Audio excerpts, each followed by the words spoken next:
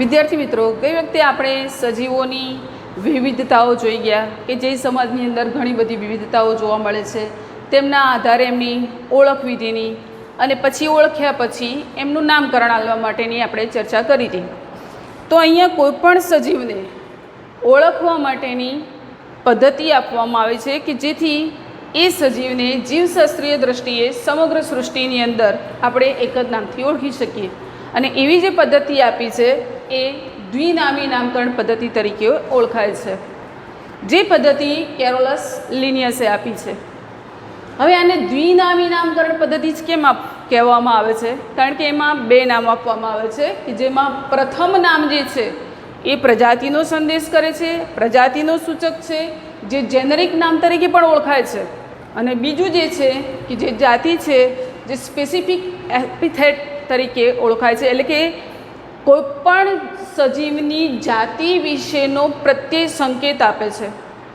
તો આમ અહીંયા પ્રજાતિ અને જાતિ એમ બે નામનો સામૂહિક રીતે ઉપયોગ થતો હોવાથી એને દ્વિનામી નામકરણ પદ્ધતિ તરીકે ઓળખવામાં આવે છે.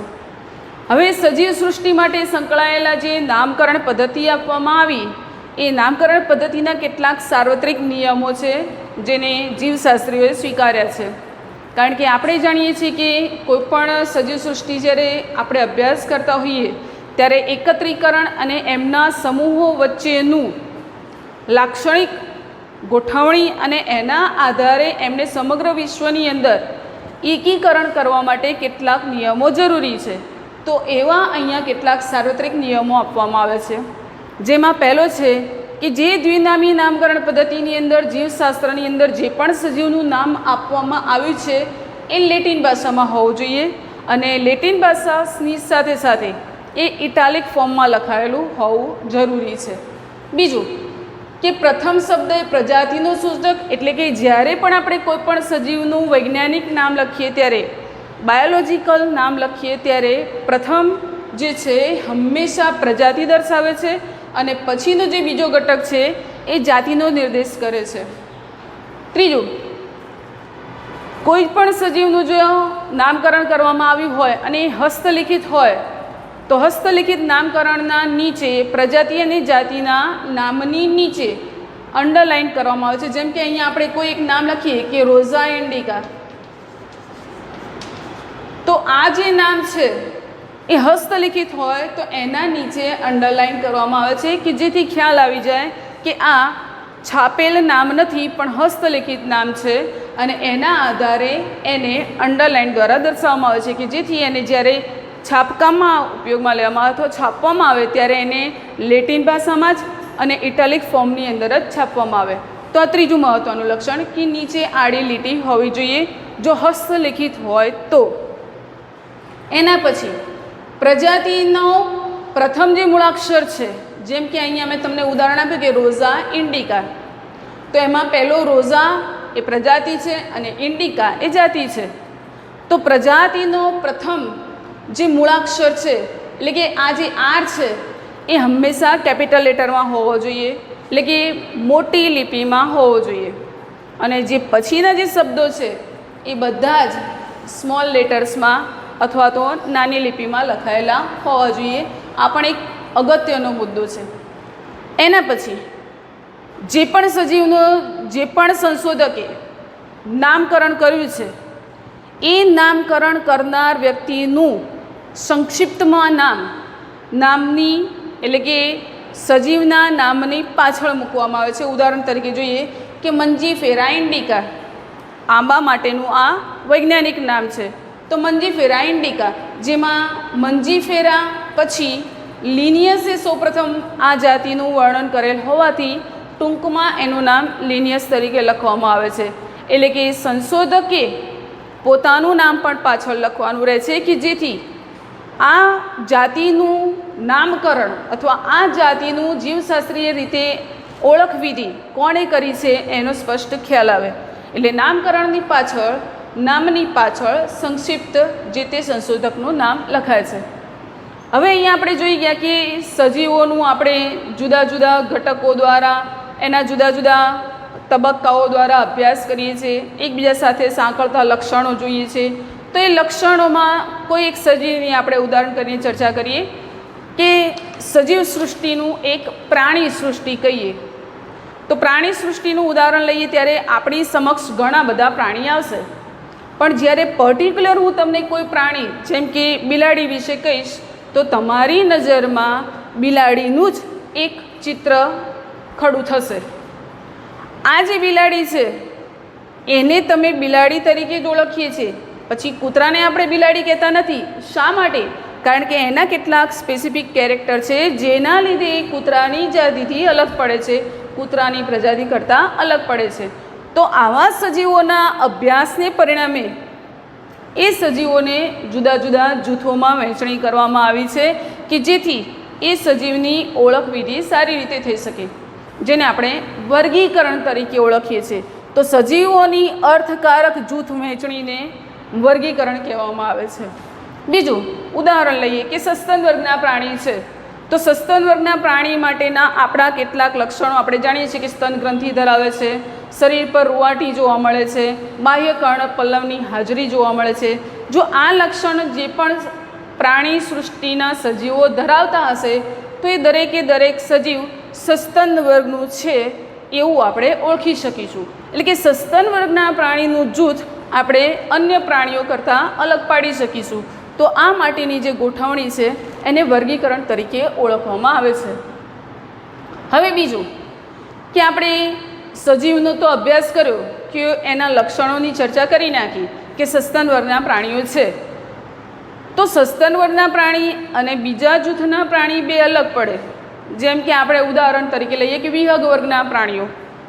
તો વિહંગ વર્ગના પ્રાણી અને સસ્તન વર્ગના પ્રાણી નજીકના બે જૂથો છે, પણ નજીકના જૂથો વચ્ચે ઘણો મોટો ડિફરન્સ જોવા મળે છે. તો આ જે સજીવો છે એ સજીવોને અલગ પાડવા માટેના કેટલાક વિશિષ્ટ ક્રમ ગોઠવવામાં આવ્યા છે જેને વર્ગક તરીકે ઓળખવામાં આવે છે. વર્ગક એટલે કે ટેક્સા તરીકે એને નિર્દેશિત કરવામાં આવે છે કે જેથી આપણે જે તે સજીવના એકદમ નજીકના જૂથો સુધી પહોંચી શકીએ. ચતુષ્પાદમાં આપણે જઈએ છીએ, આગળ અગાઉ અભ્યાસ કરી ગયા છો પ્રાણી સૃષ્ટિ વર્ગીકરણમાં કે ચતુષ્પાદની અંદર આપણે સૌથી પહેલાં ઉભયજીવી, સરીસૃપ, વિહંગ અને સસ્તન આ ચાર આવે છે અને આ ચારમાં એક કોમન લક્ષણ તરીકે ચતુષ્પાદ છે. તો આ નીચેના જે ચાર જૂથ અલગ પડ્યા એ અલગ પડી અને એમને સરળતાથી અભ્યાસ કરી શકીએ એ માટે ચતુષ્પાદ પછી પણ એને આગળ વિભાજિત કર્યું છે. તો આ આગળ વિભાજિત કરવા માટેનું જે પગથિયું છે, જે સ્ટેપ છે, જે નવું ચરણ છે એને આપણે ટેક્સા અથવા વર્ગક તરીકે ઓળખીએ છીએ. હવે સજીવોની જે તે સંદર્ભમાં લગાવેલી લાક્ષણિકતા અથવા જે તે સંદર્ભમાં આપણે જાણતા હોય એવી લાક્ષણિકતાઓને આધારે એમને વિવિધ વર્ગકોમાં વર્ગીકૃત કરવાની જે પ્રક્રિયા છે એને વર્ગીકરણ કહીએ છીએ. જેમ કે કૂતરા અને બિલાડી, બિલાડી અને વાઘ, આ બધાની અંદર આપણે સામાન્ય રીતે જોઈએ તો બધા પશુ જ છે, પણ આ બધા પશુઓની અંદર પણ કેટલાક લક્ષણોમાં એ એકબીજાથી અલગ પડે છે. એટલે કે આપણે એને અલગ ભાગ વેચી શકીએ છીએ, અલગ વિભાગોમાં વિભાજિત કરી શકીએ છીએ. તો આ જે ક્રિયા છે એને વર્ગીકરણ કહેવામાં આવે અને એ વર્ગીકરણનો જે શાખામાં અભ્યાસ થાય છે એને વર્ગીકરણ વિદ્યા તરીકે ઓળખવામાં આવે છે. તો એનો અભ્યાસ એ વર્ગીકરણ વિદ્યા તરીકે ઓળખાય છે. હવે સજીવ છે અને એ સજીવ કોષોનો બનેલો છે. તો એ કોષોનો બનેલો સજીવ એની અભ્યાસની શા માટે ઉપયોગિતા છે, શા માટે આપણે એના લક્ષણોની ચર્ચા કરીએ છીએ? તો આપણે જાણીએ છીએ કે કોઈપણ સજીવ કોષનો બનેલો છે તેમની કોષીય રચના એક સજીવની બીજા સજીવથી અલગ છે. જેમ કે વનસ્પતિ સૃષ્ટિમાં વનસ્પતિની વાત કરીએ અને પ્રાણી સૃષ્ટિમાં પ્રાણીઓની વાત કરીએ તો બંનેની અંદર કોષ રચનામાં ઘણી બધી બાબતે ભિન્નતા છે. આ ઉપરાંત બધાના બાહ્ય લક્ષણ, વનસ્પતિ સૃષ્ટિના બાહ્ય લક્ષણ, પ્રાણી સૃષ્ટિના બાહ્ય લક્ષણો તમે જોઈ શકો છો. આ ઉપરાંત એમના આંતરિક લક્ષણો, વનસ્પતિ પેશી હોય તો જલવાહક પેશી ધરાવે, અન્નવાહક પેશી ધરાવે, મૃદુતક પેશી હોય અને પ્રાણી પેશી હોય તો અધિસ્તરીય પેશી તંત્રની રચના આવેલી હોય, લાદીસમ અધિચ્છદીય પેશી હોય, પક્ષમલ અધિચ્છદ પેશી છે, ચેતા પેશી છે. આમ ઘણી બધી આંતરિક રીતે પણ આપણને અલગતા અથવા તો જુદાપણું જોવા મળે છે. તો આવી રીતે સજીવોની કોષ રચના, બાહ્ય અને આંતરિક વિકાસની પ્રક્રિયા અને પરિસ્થિતિકીય જાણકારી કે હાલના પર્યાવરણની અંદર એમની પરિસ્થિતિ કેવી છે, કેવા પ્રકારના પર્યાવરણમાં નિવાસ સ્થાન ધરાવે છે, જેના પરિણામે એમના બાહ્ય લક્ષણો, આંતરિક લક્ષણોમાં કેવા પ્રકારનો ફેરફાર થાય છે, એ સમગ્ર પ્રક્રિયાની જાણકારી માટે એટલે કે આધુનિક જીવશાસ્ત્રનો અભ્યાસ કરવા માટે આ પાયાનો તબક્કો છે.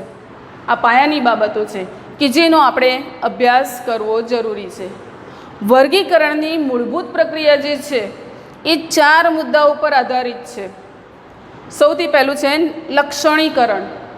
લક્ષણીકરણ એટલે કોઈપણ સજીવનો બાહ્ય દેખાવમાં અભ્યાસ કરવો, જેને મોર્ફોલોજીકલ કેરેક્ટર કહેવાય.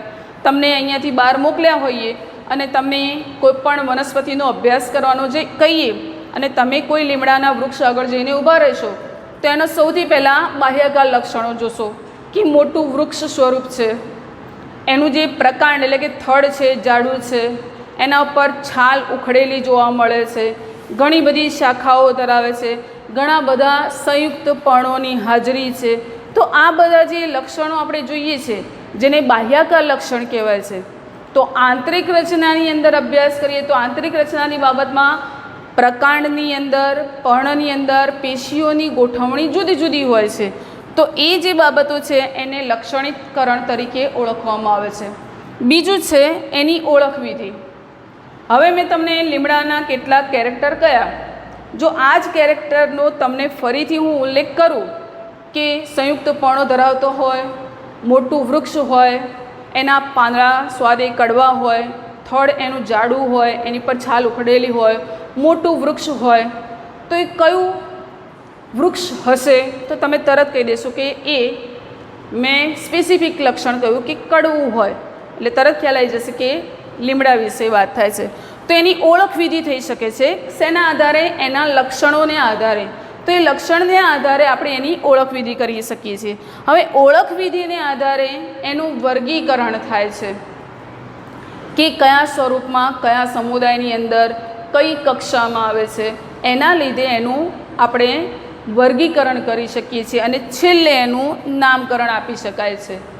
તો આ બધા જે લક્ષણો છે એ લક્ષણોને આધારે આપણે વર્ગીકરણની મૂળભૂત પ્રક્રિયાને સમજી શકીએ છીએ અને એનો અભ્યાસ સરળતાથી કરી શકીએ.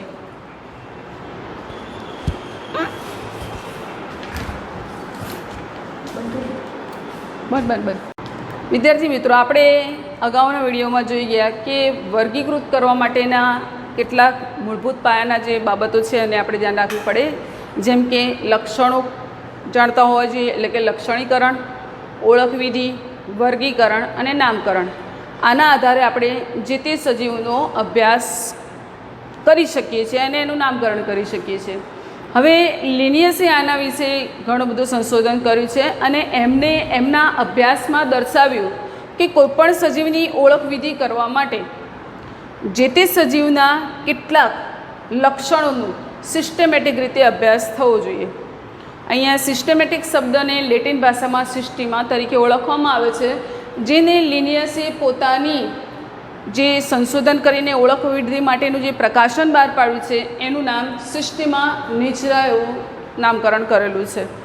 તો અહીંયા સિસ્ટમેટિક જે ગોઠવણી છે એ સિસ્ટમેટિક ગોઠવણીને આધારે એટલે કે પદ્ધતિસરનો અભ્યાસ કરવાને પરિણામે જ આપણે જે તે સજીવના કેટલાક લક્ષણો સુધી પહોંચી શકીએ છીએ.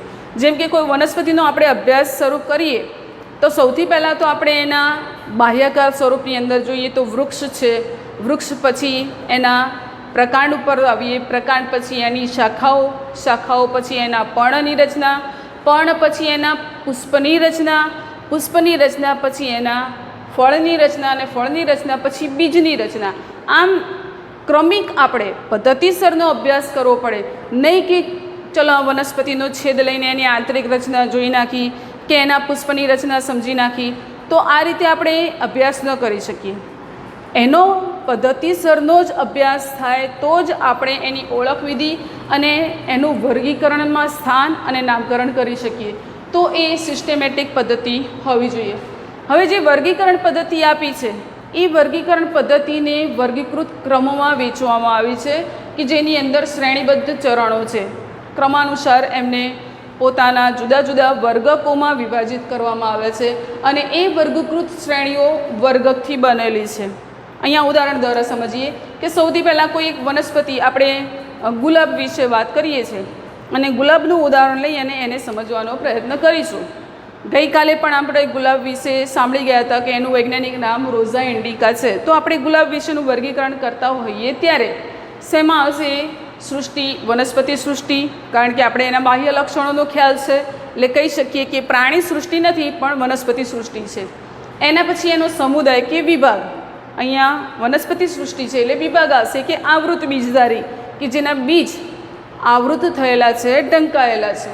એના પછી વર્ગ દ્વિદળી, કે જેમાં બીજમાં બીજપત્રોની સંખ્યા 2 છે એટલે દ્વિદળી. શ્રેણીની અંદર થેલેમી ફ્લોરી, એનું જે બીજાશય છે એ થેલેમસ પ્રકારનું ગુમ્મટ આકારનું છે એટલે થેલેમી ફ્લોરીમાં આવશે. ગોત્રની અંદર રોઝેલ્સ છે કે જેની અંદર ઘણા બધા પુકેશરોની હાજરી છે. કુળ રોઝેસી, પ્રજાતિ રોઝા અને જાતિ ઇન્ડિકા. આમ આપણે અહીંયા ગુલાબની વર્ગીકરણ પદ્ધતિ જોઈએ તો સૃષ્ટિથી લઈને જાતિ સુધીના જે જુદા જુદા સ્ટેપ છે, જે પગથિયા છે, એને આપણે વર્ગક કહીએ છીએ અને આવા ક્રમિક વર્ગકોથી વર્ગીકરણ પદ્ધતિ બનેલી છે જેને આપણે શ્રેણીબદ્ધ ચરણ કહીએ છીએ. તો વર્ગીકરણ કરતા હોઈએ ત્યારે આપણને એના કેટલાક પદ્ધતિસરના લક્ષણોનું નોલેજ હોવું જરૂરી છે. જેમ કે અહીંયા આપણે એના બાહ્યકાલ લક્ષણોમાંથી સમજી શક્યા કે વનસ્પતિ સૃષ્ટિ છે કે પ્રાણી સૃષ્ટિ. બીજની રચનાને આધારે સમજી શક્યા કે આવૃત બીજધારી છે કે અનાવૃત બીજધારી. તો આ જે લક્ષણો છે એ લક્ષણનો આપણે સિસ્ટમેટિક અભ્યાસ કરેલો હોય તો જ એને આ રીતે આપણે વર્ગીકૃત કરી શકીએ અથવા કરી શકીએ જ નહીં. તો અહીંયા છેલ્લામાં છેલ્લે આપણે પ્રજાતિ અને જાતિ સુધી પહોંચીએ છીએ. તો વર્ગીકરણ પદ્ધતિની અંદર જેમ જેમ આપણે ઉપર જોઈએ તો વનસ્પતિ સૃષ્ટિ છે, ઘણી બધી વનસ્પતિઓ, લગભગ બધા જ વનસ્પતિ સૃષ્ટિનો આમાં સમાવેશ થાય. એના પછી સીધો સમુદાય અને વિભાગ આવી જાય છે. તો વિભાગમાં વનસ્પતિ સૃષ્ટિ પણ વિભાજિત થઈ ગઈ કે અનાવૃત બીજધારી અને આવૃત બીજધારી. આગળ ગયા તો એકદળી, દ્વિદળી, આવૃત બીજધારીના પણ ભાગ પડી ગયા કે એકદળી ને દ્વિદળી. આગળ ગયા તો 3 ભાગ પડી ગયા. એમ જેમ જેમ આપણે પ્રજાતિ સુધી પહોંચીશું તેમ તેમ એ નાના નાના સમૂહોમાં, નાના નાના ઘટકોમાં વિભાજિત થશે અને નાના નાના વર્ગકોમાં ગોઠવાશે.